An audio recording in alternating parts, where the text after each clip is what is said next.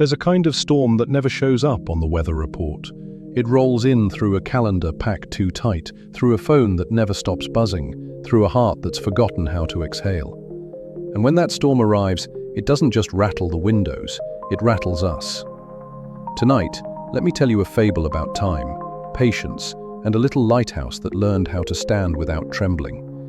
It won't ask you to be perfect, it will invite you to be steady. On the edge of a coastal town sits a lighthouse older than any living memory. Its paint is salt-worn, its stones rough with years. Inside, the keeper moves with the slow assurance of someone who trusts the tide to keep its appointments. He knows storms by their smell, metal and ozone, and by the way gulls fly lower when the sea is in a mood. On this particular evening, clouds stack on the horizon like mountains of slate. The first drops darken the rocks. Far below, surf begins its drumbeat, heavy, deliberate. A hand on a door, knocking again and again. The lighthouse door bangs open and a young courier stumbles in, soaked through, holding a small, wrapped parcel to her chest like a precious heartbeat. She's late, and she knows it. Her breath is shallow. Her words arrive in a scatter. I have to. This is due. No one is answering. The road flooded. I can't. The keeper doesn't hurry. He doesn't add his speed to her panic. He sets a kettle on the small iron stove and gestures to a chair that's seen 1,000 storms. Sit down. Tea, he says. One word that is not a command so much as an invitation to return to earth. The courier wants to refuse. Time feels like a fist tightening. She checks her watch. She checks her phone. Both feel useless in the face of rain that doesn't care about human clocks. Please, she says, almost apologizing for the weather. I can't be late again. The keeper nods, as if she has told him something ancient and true. The kettle begins to whisper. Storms have a tempo, he says. If you run with them, they lend you their chaos. If you breathe with them, they teach you their pauses. She doesn't understand yet. She thinks the choice is between staying and losing, or running and maybe winning. The keeper sees a third choice, the one storms rarely advertise. He pours the tea. The room warms 1 degree. The clock keeps the same honest rhythm it keeps on calm days and wild ones. Let's start with your breath, he says. 4 in, 6 out. Not a performance, a signal to your body, to your thoughts. Tell them we're safe enough to be wise. They breathe. In, 2, 3, 4. Out, 2, 3, 4, 5, 6. The edges of panic soften like paper in rain. The problem hasn't changed. The storm hasn't stopped. But inside the courier's chest, someone turned on a small light. Better, the keeper says. Now we'll decide what belongs to us. He points around the room with a gentle finger. The lamp? Ours. The door? Ours. The wind? Not ours. That tide? Not ours. The parcel? Ours, for now. The arrival time? Maybe. Depends which time we mean. She blinks. There's more than one? There's deadline time, he says, which is very loud. There's clock time, which is very honest. And then there's storm time, pulses and windows the sky opens when you show it patience. That kind doesn't bow to panic, but it respects attention. A gust shudders the glass. The kettle sighs again, not worried. Listen, the keeper says. They do, and it's more than noise. The wind surges, then eases. The rain pummels, then thins. Between the fists, there are open hands. The storm inhales and exhales. That's a window, he says. When the storm breathes out, we move. When it breathes in, we rest. We do the right thing at the right moment, because we waited long enough to see it. The courier looks at the stairwell spiraling up into the tower. She looks at the parcel. She looks at the weather, which is having a great time being dramatic. How long do we wait, she asks. As long as it takes to be kind to yourself, the keeper answers. Kindness looks like timing. She wants to argue with that. She was taught that effort is everything, that more is better, that fast is safest. But her shoulders are beginning to drop out of her ears. Her jaw unclenches. The tea has reached the parts of her that forgot they were alive. The keeper opens a small drawer and removes a brass metronome, edges dulled by fingers long gone. He sets it on the table and winds it. Left, right, left, right. Not to hurry them, but to remind them that pace is a choice. even when weather insists otherwise. "Here's the plan," he says. "We secure the lamp during the next lull. We brace the door during the next one after that. Then we send a signal to the harbor to let them know the light will hold. Finally, we look for the window to deliver your parcels safely, not heroically." "Not heroically?" she repeats. "Heroics are for when we didn't plan," he says, smiling. "Patience makes heroes unnecessary." "Window," he says. They move. Boots thud the stairs. 2 flights. Pause. The wind claws again, so they wait. Another breath. Another measure on the metronome. The gust passes. Their turn returns. Up they go. At the lamp, the courier sees it up close for the first time. A lens like a sleeping giant's eye. A brass heart still beating after a century. She and the keeper secure the mechanism, check the fuel, confirm the rotation.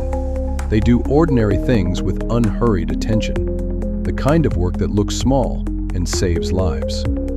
Back down, they brace the door with a bar the keeper carved decades ago, its grip fitted to his hand. He shows her how it nestles. Nothing fancy, just a good fit between wood and need. Right on cue, the storm throws another shoulder into the wall. The door holds. Faith grows, not as fireworks, but as the steady understanding that some things do not have to fall apart just because the sky is loud. The keeper clicks the radio and sends a calm, measured signal. Harbor receives. A distant, grateful voice replies. Somewhere beyond the rain, someone feels less alone. The courier presses the parcel to her chest again.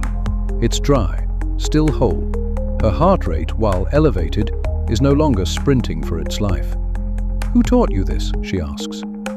"The sea," he says, "and time, and all the mistakes I made when I thought panic was power." They breathe again. 4 in, 6 out. The metronome keeps its quiet conversation with the room. "You came here because you were late," the keeper says. But lateness is not always the same as failure. Sometimes late is simply the speed of care. Sometimes slow is how you keep a promise you would have broken by rushing.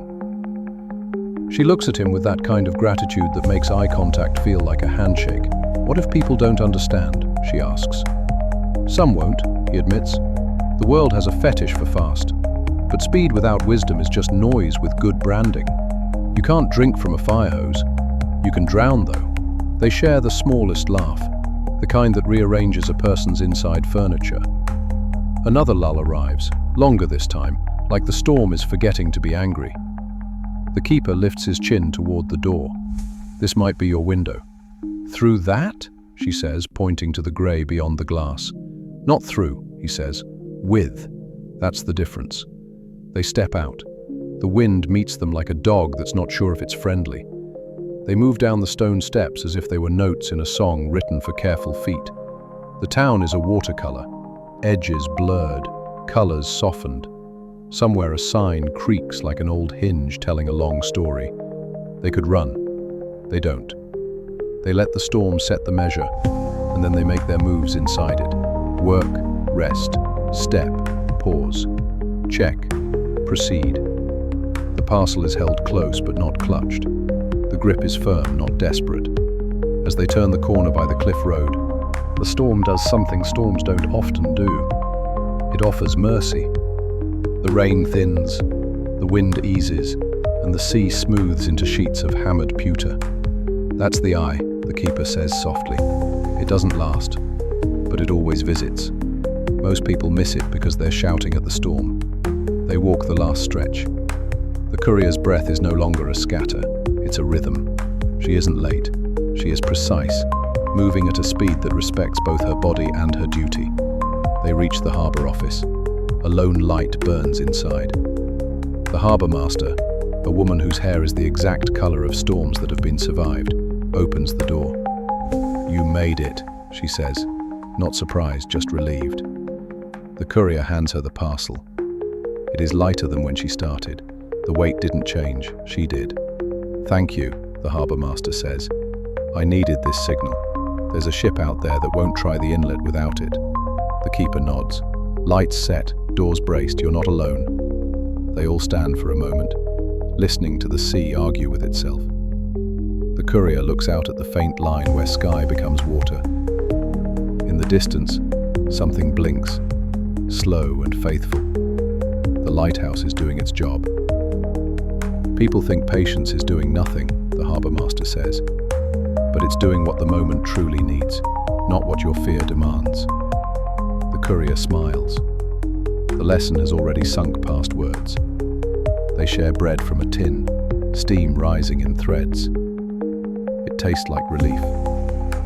When the storm remembers itself and returns to shouting, they don't panic.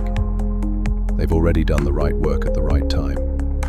There's nothing left but to ride out the noise with a posture of calm. Back at the lighthouse, the keeper cleans 2 mugs and sets them upside down to dry. He moves like water finds the right shape of its container. No hurry, no drag. "Can I ask you something?" the courier says. "You just did," he replies, and she laughs again, properly this time. How do you keep this steady when life piles up and people expect everything at once? He dries his hands on a towel. "I fail at it often," he says. "Then I begin again. But here are 3 things that help." He holds up 1 finger. First, a smaller circle of control. Write down everything screaming at you. Cross out what you don't truly govern. Circle the few that are yours. That's where you can build peace. Second finger, a breathing ritual that doesn't ask permission. 4 in, 6 out, anywhere. Cars, hallways, elevators, meetings. The body is a door. Open it. Third finger, wait for the window. Storms, projects, relationships, they all have pulses. If you act during the spike, you fight the whole sky. If you wait for the trough, the world lends a hand. He lowers his hand. And last, a bonus. Hold your promises lightly enough to adjust how you fulfill them, but firmly enough not to drop them. The courier nods slowly. She already knows she'll repeat those to herself on future days that feel like swimming with pockets full of stones. They climb the stairs again to check the lamp. The metronome is still on the table, measuring a room that refuses to measure itself in panic. The keeper looks through the glass and points toward the inlet. 2 lights appear, small as freckles on the night. Then 3, then 7. The ship is coming home with careful confidence, because somewhere on a ragged piece of land, a lamp kept faith with its job. That's the true strength of time, the keeper says. It keeps its promises to the world. Our job is to keep ours to each other. The courier folds that sentence and tucks it inside the safe pocket of her mind. And now, a confession. This was never only a story about a lighthouse or a parcel. It's a story about you, the life you carry, the deadlines that knock, the anxieties that flood, the people you love who need your light. It's about remembering that panic is not power, it's just loud. Real power looks like pacing. Looks like breath. Looks like knowing when to move and when to be still. Maybe you're caring for aging parents while your own bones creak in new ways. Maybe your inbox breathes at night like rabbits. Maybe your body is telling you a truth your calendar doesn't want to hear. Maybe a storm arrived and forgot to leave. You don't have to outrun it. You don't have to outshout it. You are allowed to outwait it. Take a small step back from the noise. Make your circle of control honest. Breathe until your head remembers it has a neck. Then listen for the pauses most people never learn to hear. They are there, between the emails, between the demands, between the pangs of worry that pretend to be useful. Those pauses are where calm lives, still and available, like a chair in a quiet kitchen. And when you do move, let it be with the dignity of a lighthouse keeper, tightening a bolt after the gust has passed. Mundane heroism, unphotographed power. Work, rest, step, pause, check, proceed. There is a kind of grace that only shows up at human speed. If someone scolds you for being too slow, remember, speed is not a moral virtue, it is a tool. Use it when it serves, put it down when it hurts. The goal is not to be fast or slow, it is to be right on time. And the right time is the moment that honors your limits and your purpose at once. The storm will end. They all do eventually. But you don't have to wait for better weather to begin being calm. Calm isn't something the sky gives you. It's something you carry. even if your hands shake while you hold it. Let's practice together right now, before the world remembers to hurry us again. Inhale 4. 1, 2, 3, 4. Exhale 6. 1, 2, 3, 4, 5, 6. Again. In 4. Out 6. Feel what returns when you refuse to bargain with panic. Notice how the edges of the room soften, how the clock sounds less like a judge and more like a friend keeping you company. Now, ask the gentle question, what belongs to me in this moment? Maybe it's only your breath. Maybe it's one phone call you can make with kindness. Maybe it's choosing a sentence that doesn't make a small problem into a big one. Maybe it's drinking water like it's medicine. Maybe it's setting one boundary and forgiving yourself for all the days you didn't. Start there. Hold that. The rest can be weather, loud, rude, temporary. You might be thinking, easy for a story to say. Fair. Stories have the advantage of neat endings. Real life is messier. Storms overlap. One ends as another begins. Kids get sick. Bosses forget your humanity. Bills arrive on time even when paychecks don't. So bring patience into the mess, not after it. Pair it with humor, the kind that lets you laugh without meanness. Pair it with rest that counts. Pair it with small, stubborn acts of care. The text you send, the apology you make, the walk you take, the thing you put back where it lives. Time is on your side when you choose to be on time's side, when you respect its rhythm, when you don't yank on it like a stubborn rope. Time is not the enemy, panic is. Time is a river that agrees to carry you if you stop thrashing. And patience?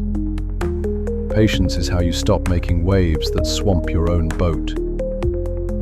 The courier will leave this lighthouse, sooner or later, with a story inside her, that she once arrived late and still managed to be right on time, that a storm tried to teach her to sprint, and she chose to listen instead, that calm is a skill, not a personality trait. You can carry the same story.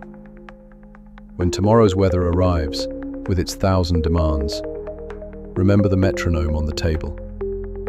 Remember the door that held because it was braced before panic. Remember the light that stayed steady because people chose to move on the lull, not on the gust. Remember the harbor that felt less alone because someone sent a signal that said, "We're here. Hold your course." The inlet is safe. Maybe you're the lighthouse today. Maybe you're the courier. Maybe you're the harbor waiting for news.